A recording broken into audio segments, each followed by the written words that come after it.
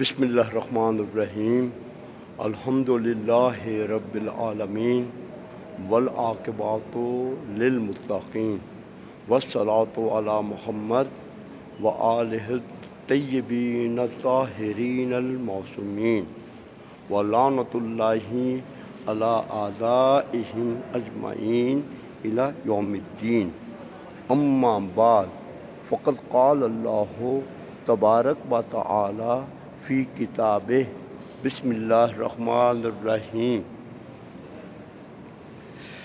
ان اللہ و ملائکتہ یصلون علی النبی یا ایہا الذین آمنوا صلوا علیہ وسلموا تسلیما اللہم صل علی محمد و آل محمد۔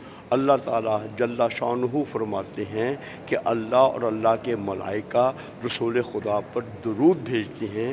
ایمان لانے والوں، تم بھی رسول خدا پر درود بھیجا کرو۔ رسول خدا سے صحابہ کرام نے پوچھا کہ یا رسول اللہ آپ پر کیسے درود بھیجیں؟ تو آپ نے کہا کہ مجھ پر درود میری آل کے ساتھ بھیجا کرو کہ جیسے ابراہیم علیہ السلام پر ان کی آل کے ساتھ درود بھیجا جاتا ہے۔ تو میرے بہن بھائیوں، رسول خدا صلی اللہ علیہ وآلہ وسلم کو اپنی زندگی میں سب سے پیارے جو ہیں وہ علی، فاطمہ، امام حسن، امام حسین علیہ السلام ہیں۔ ان سے محبت آپ کی عبادت کی قبولی کی زبردست نشانی اور علامت ہے۔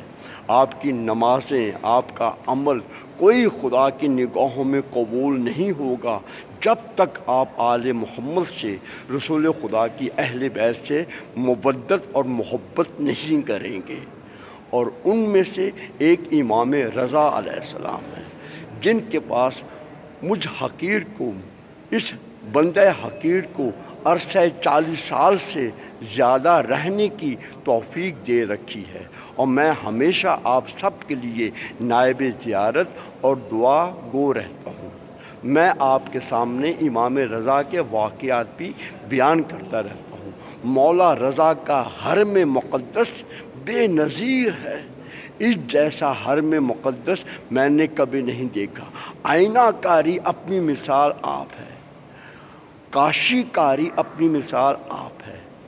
تو جن کی محبت میں یہ چیزیں کی گئی ہیں وہ کتنے بلند ہوں گے۔ میرے بہن بھائیوں، اللہ تعالیٰ نے اس کائنات کو جو کچھ بھی مزین کیا ہے وہ فقط محمد و آل محمد کی محبت میں۔ لولا کا لما خلقت الافلاق لولا ہم، یعنی کہ لولا آل محمد، لولا محمد و آل محمد لما خلقت الافلاق، اے محمد و آل محمد تم نہ ہوتے تو میں یہ خوبصورتیاں پیدا نہ کرتا، زمین و آسمان پیدا نہ کرتا۔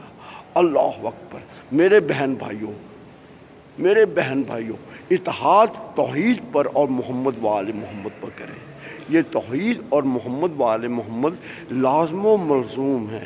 اگر آپ رسول خدا کو سمجھ گئے، اگر آپ آل محمد کو سمجھ گئے تو اللہ تعالیٰ کو سمجھ جائیں گے۔ تنہا اللہ کو سمجھنا ناممکنات میں سے ہے۔ محمد و آل محمد کے وسیلے سے، انبیاء کے وسیلے سے اللہ تعالیٰ کو سمجھے، اللہ تعالیٰ کی مصنوعات کے ذریعے سے اللہ تعالیٰ کو سمجھو۔ میں یہاں پر آپ کو مولا رضا کے بارے میں کچھ عرض کرنا چاہتا ہوں۔ مولا رضا کے پاس آپ کے صحابی حسن بن جہم وہ کہتی ہیں کہ مولا رضا کو خلیفہ مامون رشید نے، جیسے کہ آپ ان کے ولی عہد تھے، تو ان کو بار بار دربار میں بلانے کی دعوت دیتے رہتے تھے۔ ایک مرتبہ مامون رشید کے پاس دنیا و کنار سے اعلیٰ سے اعلیٰ، بلند سے بلند علماء دین، اہل کلام، اہل ذکر حاضر ہوئے، اور وہ چاہتے تھے کہ مامون رشید سے کچھ سوالات کریں۔ مامون رشید نے مولا رضا کو ولایت اہلی کی مسند پر بٹھا رکھا تھا۔ تو جب بھی وہ علماء دین، وہ مقتدر انسان وہ فہمیدہ انسان کوئی سوال کرتے تو فوراً مامون جو ہے امام رضا کی طرف استفسار کے انداز سے کبھی زبان سے کہتے، کبھی اشارے سے کہتے۔ مولا رضا تمام سوالوں کے جواب دیتے گئے اور مامون رشید داد عیش لیتا رہا اور اپنی بلندی اس طرح ظاہر کرتا رہا۔ یہ تمام باتیں حسن بن جہم دیکھ رہے تھے۔ جب محفل برخاست ہو گئی اور مامون ہر لحاظ سے کامیاب ہو گئے اور چہرہ ان کا خوشی سے چمک اٹھا دھمک اٹھا، تو امام رضا اپنی منزل کی طرف اجازت لے کر چلے۔ جب گھر پہنچے، اپنی منزل گاہ پر پہنچے تو حسن بن جہم ساتھ تھا۔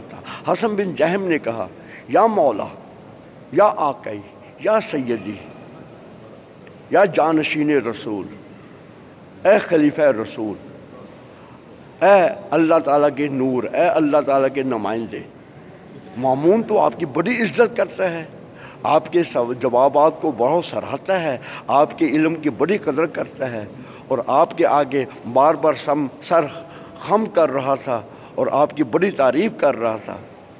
امام رضا علیہ السلام مسکرا کے کہا کہ یہ تو بتاؤ، اچھی چیز کی تعریف نہیں کی جاتی؟ کہا کہ کیوں نہیں؟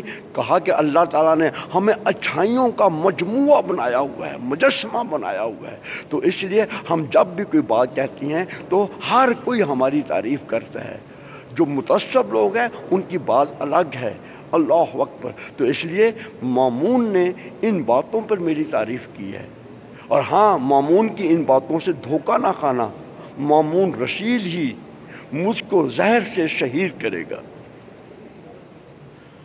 حسن بن جہم کہتی ہیں، یہ بات سن کر میں نے اپنا سر جھکایا اور دل ہی دل میں سوچنے لگا کہ یہ زہر کیوں دے گا، لیکن جس وقت امام رضا علیہ السلام کو زہر دے دی اور حمید ابن قحطبہ کے باغ میں، محل میں، گھر میں ہارون رشید کے پہلو میں دفن کر دیا، تو مجھے امام رضا کی گفتگو یاد آنے لگی کہ ان لوگوں سے اس طرح سے دھوکہ نہ کھانا۔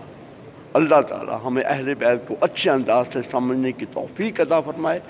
ہمارے جتنے بھی نیک اعمال ہیں محمد و آل محمد کی محبت میں خدا قبول فرمائے، اور محمد و آل محمد کی محبت میں ہمیں نمازیں، صلہ رحم اور نیک کام، زیارتیں، حج، عمرے، جو کچھ بھی ہے ہمیں محمد و آل محمد کی محبت میں کرنے کی توفیق عطا فرمائے، اور ہماری اپنی تمام دعاؤں کو قبول فرمائے۔ کورونا نامی بیماری کو خدا جلد و جلد نابود فرمائے۔ وما علینا الا البلاغ المبین۔ اللہم صلی علی محمد و آل محمد، یا علی، یا فاطمہ، یا امام زمان مدد۔ آپ سب سے التماس دعا۔ خدا حافظ۔